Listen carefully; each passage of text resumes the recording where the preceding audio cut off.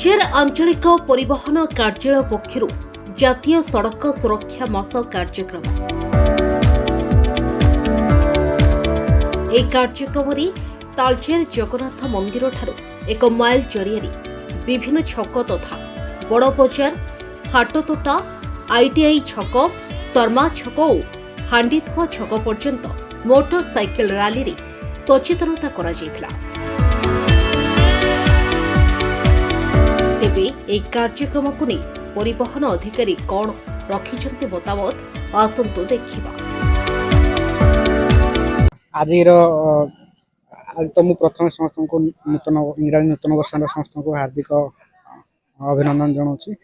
आज आमर सड़क सुरक्षा जोड़ा मास आज आमर शुभारंभ होगा आम रिजन रे 31 जनवरी 31 तारीख पर्यंत आमर एटा चलो। ए द्वारा आम लोक मान को सचेतनता करिपरिबा एवं आम फोकस करू रूरल एरिया रे केमती सचेतनता वार्ता पहुँचेबू एवं ता संगे संगे आम एनफोर्समेंट भी जॉइंट चेकिंग पुलिस मान मिलित चेकिंग आम जोरदार कर आमर आज आरंभ हो 31 तारीख पर्यंत चलो। नूतन वर्ष 2026 अभिनंदन। आज आम जो कार्यक्रम आम करुचु आमर एक्चुअली जातीय रोड सेफ्टी मंथ माने जनवरी 1 रु 31 पर्यंत पालन करा जिवो।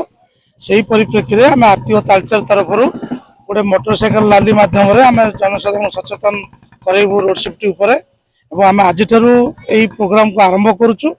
दीर्घ 1 मास धरी आमर तालचेर रिजन रे आरटीओ रिजन रे विभिन्न प्रकार प्रोग्राम रोड सेफ्टी संबंधी प्रोग्राम करा जिवो। सेतर मुख्य लक्ष्य रहइबा आमर जे लोक मानकू सड़क सुरक्षा पर सचेतन करवा एवं जो दुर्घटना सड़क दुर्घटना घटिकी जो जनजीवन हानि होची ताकू किपरि आम कम करवा सेटा हमर मूल फोकस रहइबो।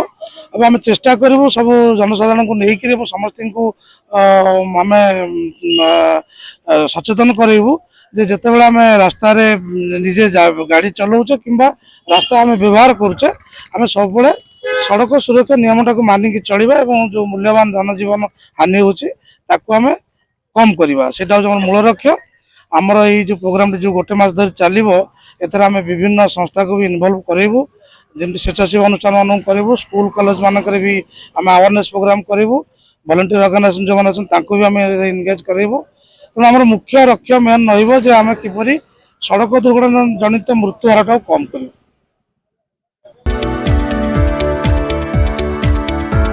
ब्यूरो रिपोर्ट जनता आवाज।